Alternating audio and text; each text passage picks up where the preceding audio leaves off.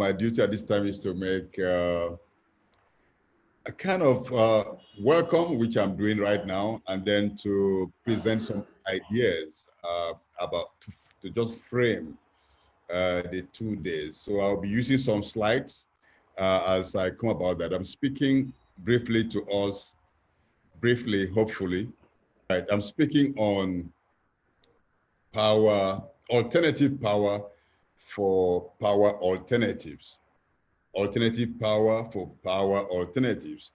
And let me just say, first of all, that we're having similar conversations by Oil Watch members in Latin America and Oil Watch members and partners in Southeast Asia. So this is more or less, although this is hosted from Nigeria, this is the African consultation. I will be having the privilege of hearing from our partners from Southeast Asia and Latin America.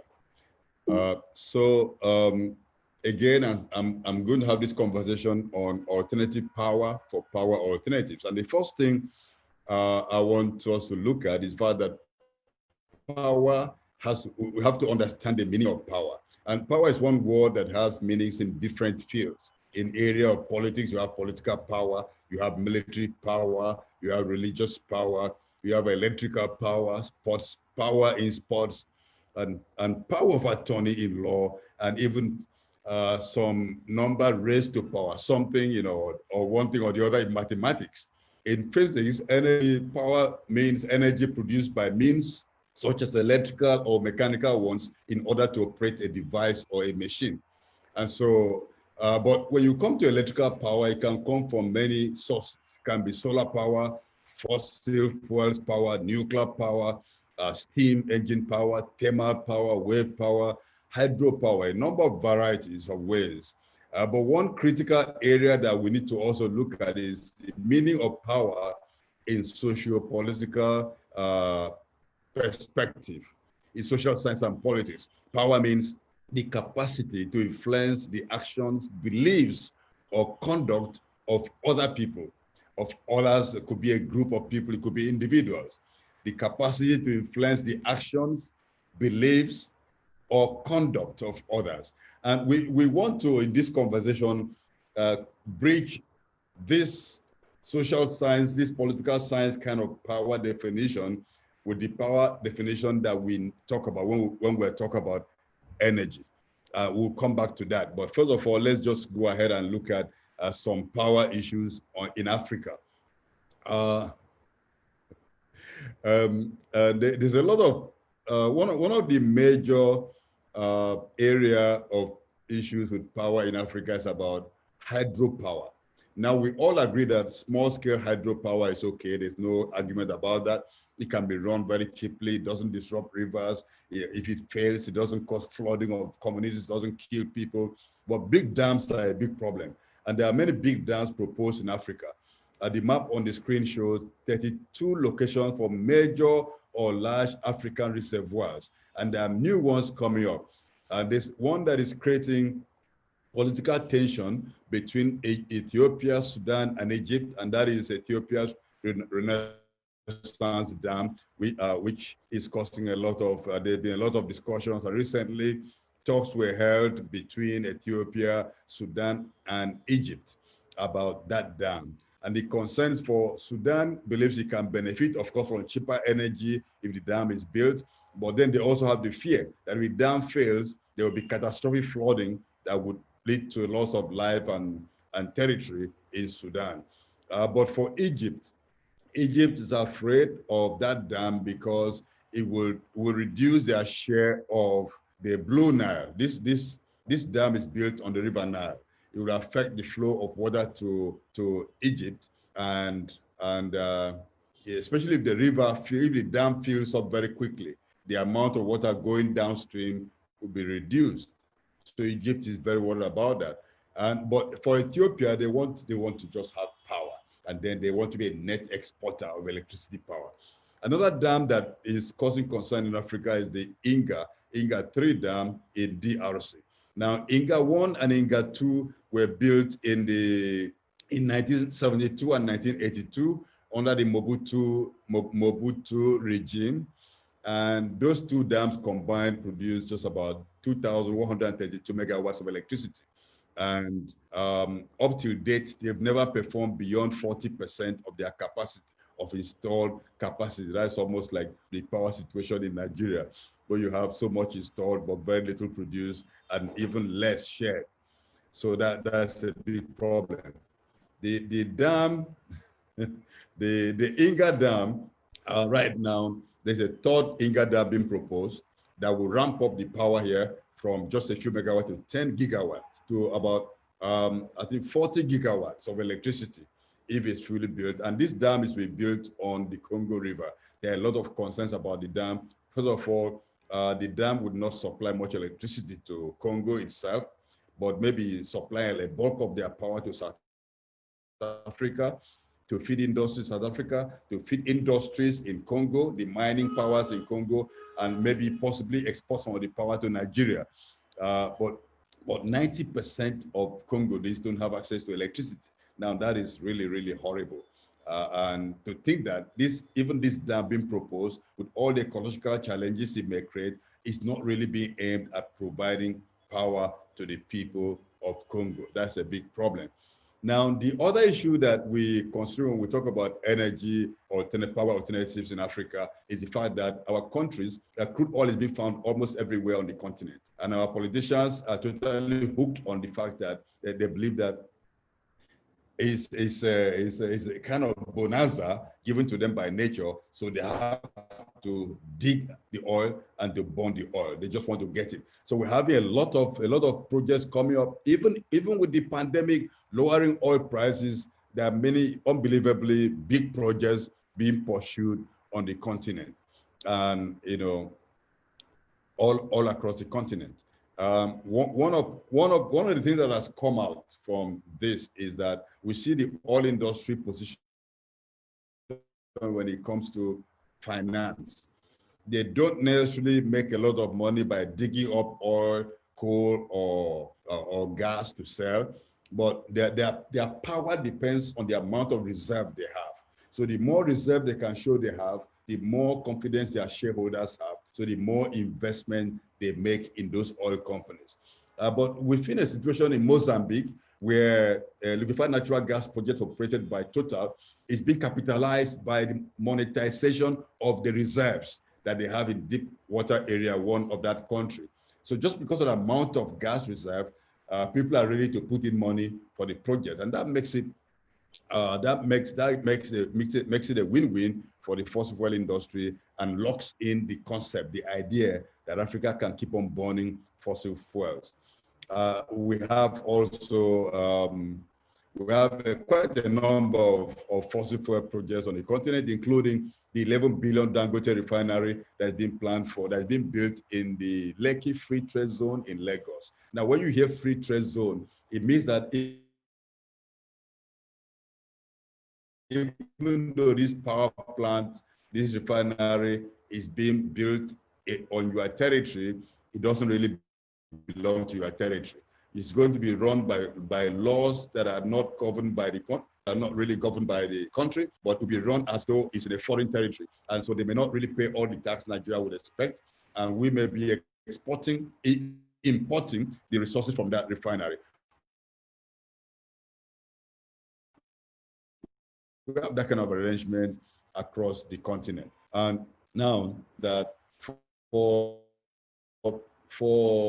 many of our countries to balance their budget would depend a lot on the cost of crude oil, including Nigeria, of course. For the countries to balance their budget from oil revenue, oil prices must be very high, must remain very high. For example, for Nigeria to balance its budget from oil and not really have to worry about anything, oil should be costing about $144 per barrel. This is an IMF data.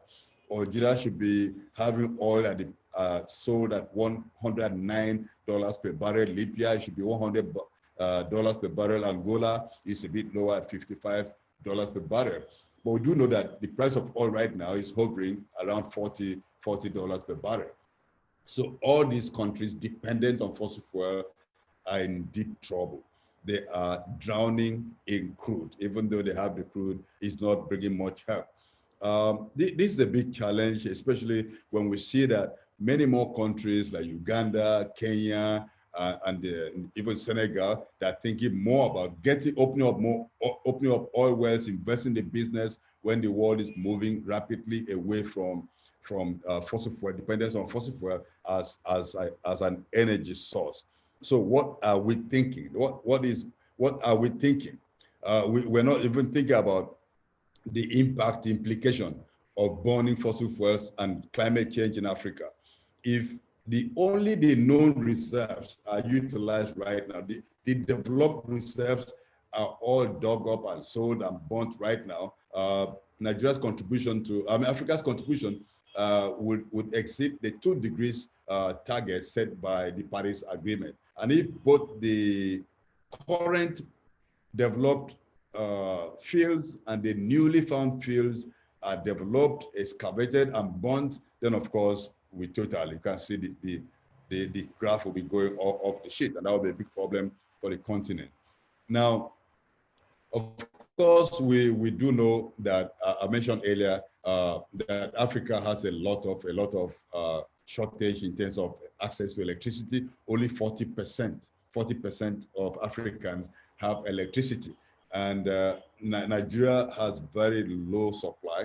And from beginning of July, that's next month, is a plan to hike electricity tariffs, which doesn't just make sense, because right now people are paying for no power, that we're paying estimated bills, and there's a lot of discontent across the land for this kind of uncalled for hike in the tariff. Well, so that the question that people ask these days is, can Africa afford not to invest in, not to dig up all the coal that we have, all the oil that we have, and all the gas that we have, if that's the way we're going to develop, and if that we're going to make progress? And the issue of progress is something, this issue of development and progress is something that we really need to look at and to ask ourselves, what is the meaning of progress? What's the meaning of development? What is the meaning of power? What's the meaning of energy? Is there a target that we are trying to? Is there somebody we want to catch up? Can we catch up with them? Is the objective condition that help them to exploit, enslave, and just grab resources, can it be replicated today? If it cannot be replicated today, does it make sense for us to think that this is the only way to go? Recently, I was on a webinar talk about this issue when somebody asked me the question, say, is it fair not to allow countries in the global south to adopt the destructive pattern that built the global north? Now, that is a loaded question. Is it fair to ask Africans, for example, not to follow the pattern of Europe or North America? This is a question that I was being asked. And this is a question we should ask ourselves. Many people are saying that, look, we should get power and go forward by any means necessary. But you know, when Frantz Fanon coined this text, that phrase, power by any means necessary, he wasn't thinking about something that you do that will harm yourself. When Malcolm X popularized this phrase, power by all means, by any means necessary, it wasn't saying you're going to pick up something and damage yourself so that you can have power. Of course, if you are not alive, you cannot have power. What power do you have in death? Except you're the sacrificial lamb. Now, the issue is, what we're driving is that in this meeting today and tomorrow, we have to critically look at alternative power and power alternatives. What are the alternatives? How do we get there? Are we forced to? Are we stuck where we are? Is it only one kind of thinking that we have? Can we think differently?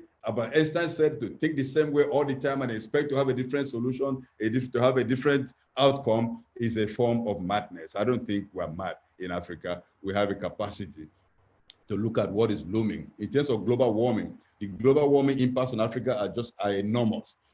Most parts of Africa, temperature in Africa is in some parts is rising at a level much higher than the global average. So if you keep saying that nothing is going wrong, then we're going to have Africa roasted or burnt or cooked, as the case may be.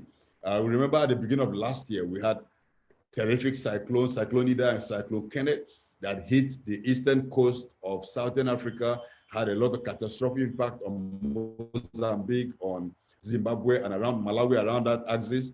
And we're told that it was because the Indian Ocean was getting warmer than normal.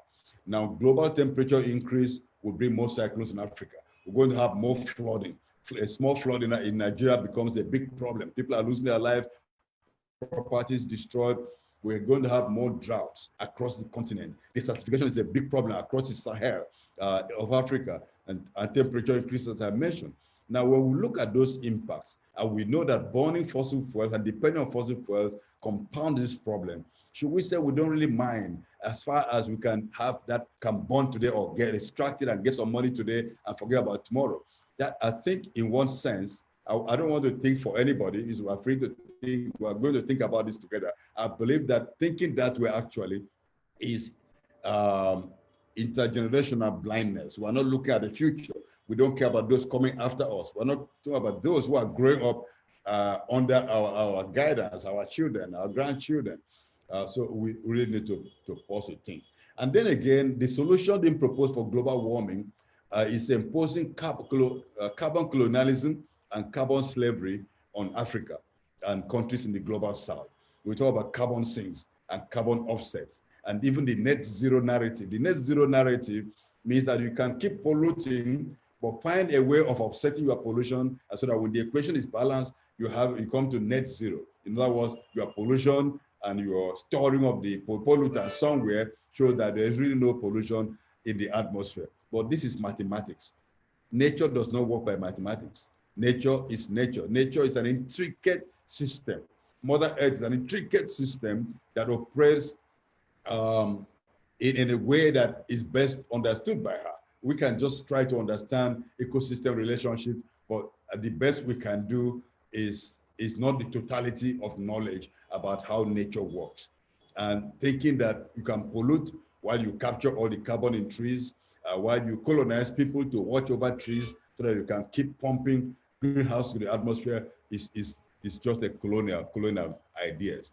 We have example of real carbon slavery that's been enacted in a place in Mozambique, where families were paid to less than $100 to watch over trees for 99 years. And the agreement said if those watch over the trees die, the children have a duty to keep watching and ensuring that the trees keep alive. And so all the false solutions are linked to land grabs, sea grabs, and we're going to have a webinar in the next coming weeks about sea grabbing under the guise of the blue economy. And we talk about sky grabbing through geoengineering and other fake other false solutions. And of course, today we're going to hear more about nuclear power. So, drawing to a conclusion about this conversation, we have to look at alternative power for the attainment of power alternatives. For us to understand this, we must understand the logic of power, the power equation. And the basis of this presentation is that if people are the ones deciding what kind of power they want, what kind of policies they want, what kind of energy source they want, whether they want renewable energy, solar power, or they want fossil fuel driven power. If people are the ones deciding, they would decide devoid of without being teleguided by fossil fuel industries who are heavily influencing climate discussions, and they will be able to also not have the baggage that politicians who depend on fossil fuel industries have. You know, the unholy wedlock between politicians and fossil fuel companies that does not allow them to think clearly. Now, that is what will happen. We will not be trapped in that way of thinking if people actually have the power.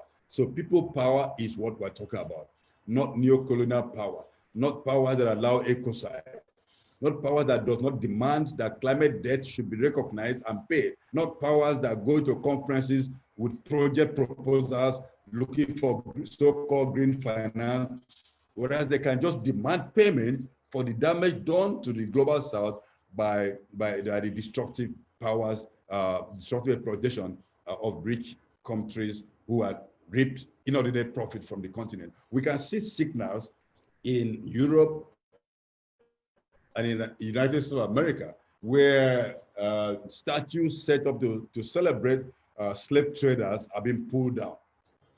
We have to pull down these statues also in our minds. We have to liberate ourselves from this colonial mentality, from the slave mentality, that those who are enslaving us have our best interest. It never happens. They don't have your best interest. And this is why we're saying that we must devise means of alternative power, radical socioeconomic transformation, people's assemblies and people's dialogue. We're having a people's dialogue right now. And we'll still have it tomorrow, continue tomorrow. And even when the webinar is over, that dialogue must continue in our villages, in our states, in wherever we have the place. And the whole aim is that we must reclaim power and be the one to drive the direction of what we call progress, what is actually well-meaning, well-living for us, and what is the future that we want. We have to draw up our own narrative, own the story, envision a future that we want. Then together we join our hands and this is how to get there. We may have different pathways, but the picture must be the same at the end of the tunnel. We want to get there, and we find how to get there. And we must be active in politics, and we must strengthen solidarity. This is why we're having this meeting with our partners from Southeast Asia participating, bringing some ideas about how they're doing it over there. Our partners from Latin America being a part of this meeting and telling us how, sharing ideas about how they're doing there over there, so that we can all come together to build the future that we want and the energy source and the energy type that we want.